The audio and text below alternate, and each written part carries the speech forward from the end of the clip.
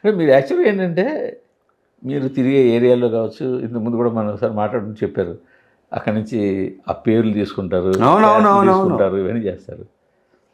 But వీటి చుట్టూ వాళ్ళకున్న కథ విషయంలో కానీ స్క్రీన్ ప్లే విషయంలో కానీ కొంచెం తడబడుతుంటారు కదా. అది ఎక్కడ దాని మీద ఎందుకు ఇది దాన్ని డామినేట్ చేసేస్తుందా ఏంటి? అదేం లేదు అంటే మీరు ఇప్పుడు అదేం లేదు పర్ఫెక్ట్ అంటే ఒక్కొక్కసారి కుదిరితే కుదరదు. నేను ఒక శంకరాభరణ విషయంలో తడబడ్డా, అది తప్ప నాకు తెలిసి తర్వాత మళ్ళీ సర్దుకొని మళ్ళీ బండిని మెల్లిగా మళ్ళీ రూట్లో పెట్టి తెచ్చుకున్న తర్వాత నిన్ను కోరని ఇంకోటని నీవెవరో కూడా రీమేక్ అయినా కూడా మనకు తగ్గట్టు దాన్ని మార్చుకొని ఇలా ఏదో దాన్ని తీసుకుంటూ వచ్చాం.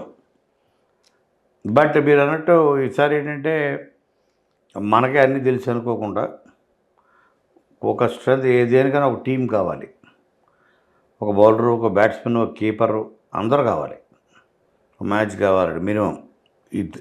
సో అందుకని ఇప్పుడు నా దగ్గర అసిస్టెంట్స్గా పనిచేసిన గీతాంజలి ఒరిజినల్కి భాను అని ఉన్నాడు, భాను నందు. ఇప్పుడు సామాజిక వర్గం డైలాగ్ రైటర్ కదా, స్క్రీన్ ప్లే మాటలు అదే ఇవాళ అనౌన్స్ చేశారుగా రవితేజ డైరెక్షన్ భానుయే, తను కూడా నా అసిస్టెంటే గీతాంజలి అప్పుడు.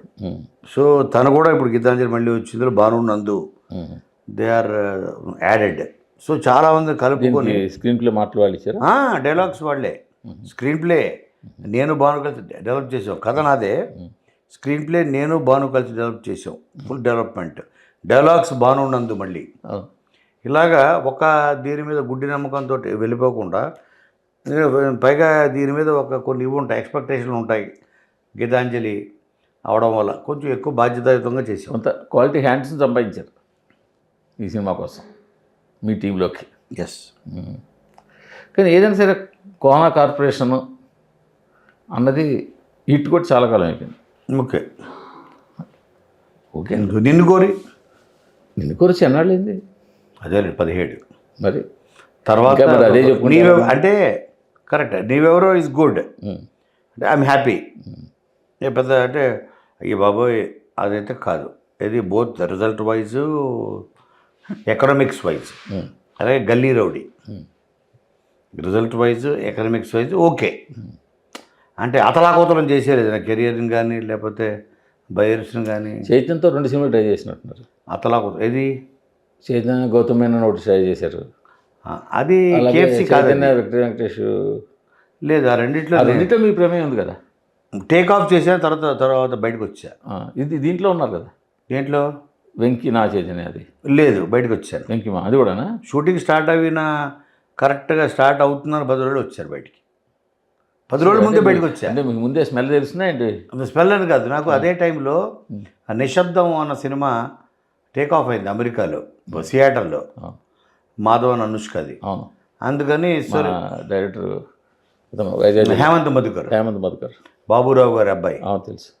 సో విజేత ఫిలిమ్స్, రామ విజేత ఫిలిమ్స్ తెలుసు.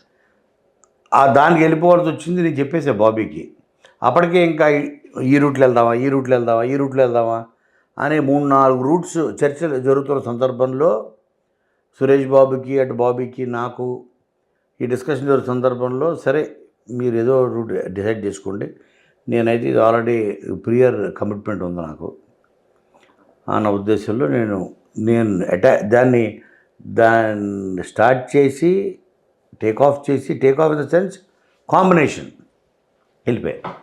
ఇంకా తర్వాత కథ ఇది ఇక నాకు ఇక వాళ్ళ కింద మీద పడ్డారు. నేను అమెరికాలో దాదాపు 6 నెలలు 9 నెలలు ఉండిపోయాను. మీరు ఏడాది ఇంచుమించు టైం దొరికితే వెళ్ళిపోతుంటారు. వెళ్తా 1-2 months అక్కడే వెళ్తుంటా.